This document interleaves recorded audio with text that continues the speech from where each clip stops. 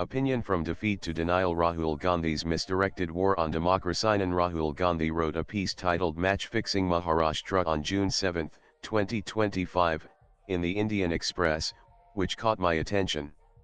This article, riddled with speculative accusations and selective facts, demanded a serious response, not because it was grounded in democratic concern, but because it was laced with contempt for constitutional institutions. Gandhi's allegations, already covered by the Election Commission in extensive detail, deserve critical scrutiny.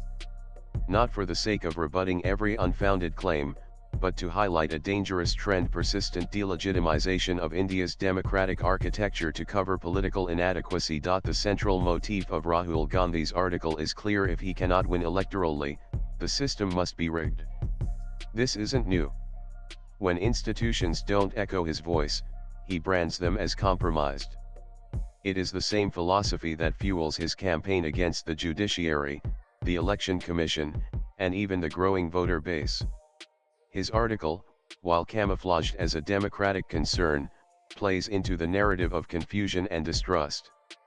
It is a textbook case of the fallacy: if you can't convince them, confuse them. In his haste to cry foul over the Maharashtra Assembly elections, Gandhi overlooked facts already on public record. These facts, when properly understood, dismantle his claims and show that nothing extraordinary occurred except perhaps the electorate's rejection of his politics. Rahul Gandhi's use of the term match fixing is not only irresponsible, it is inflammatory. By insinuating that elections were rigged without substantiating those claims with legally admissible evidence, he undermined the very institutions that uphold democracy. The Election Commission had, in fact, already addressed the concerns raised. Gandhi's article made no mention of the 60-page letter dated December 24, 2024, sent to his party's legal representative, which responded to all allegations with data. Moreover, the consistent participation of the opposition in the electoral process, from campaigning to counting, negates the idea of match fixing. Elections are conducted under the vigilant eyes of polling agents, observers, and the media. Suggesting manipulation without credible proof is not dissent, it's disruption. Gandhi's next point, voter roll inflation, is neither new nor unique to Maharashtra.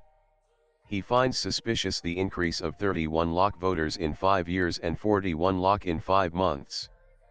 But these figures fall well within historical trends. Between 2004 and 2009, 1 crore voters were added. Between 2014 and 2019, 63 lakh more were enrolled.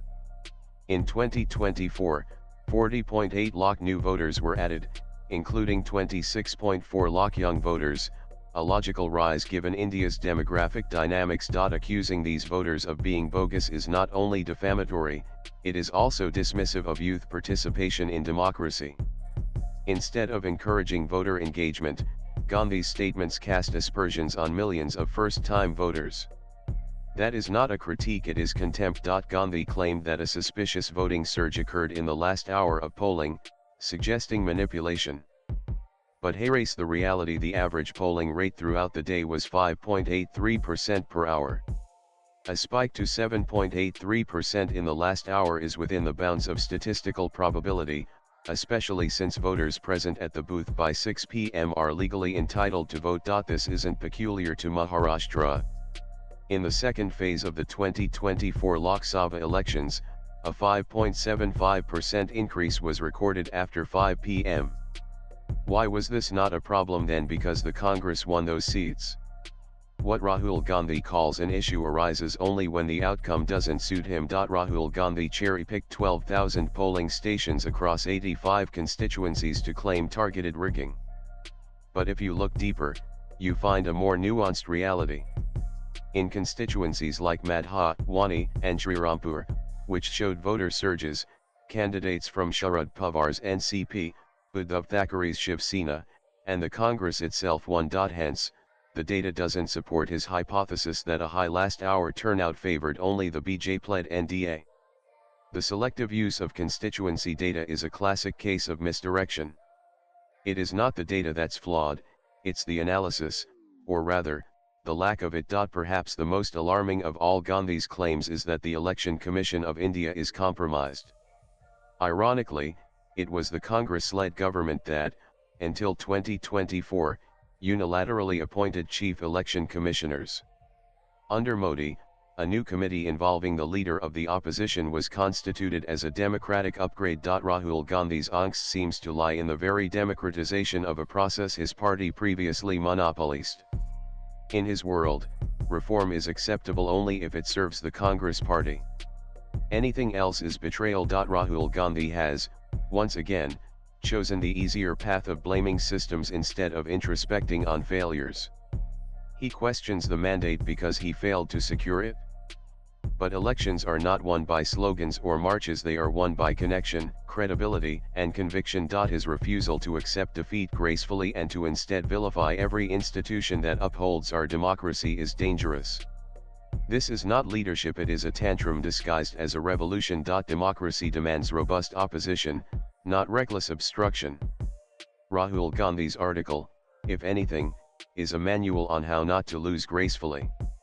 While he fashions himself as a defender of democracy, his words serve only to degrade it. Swipe left for next video. It is time Rahul Gandhi respects the people's verdict instead of mocking it.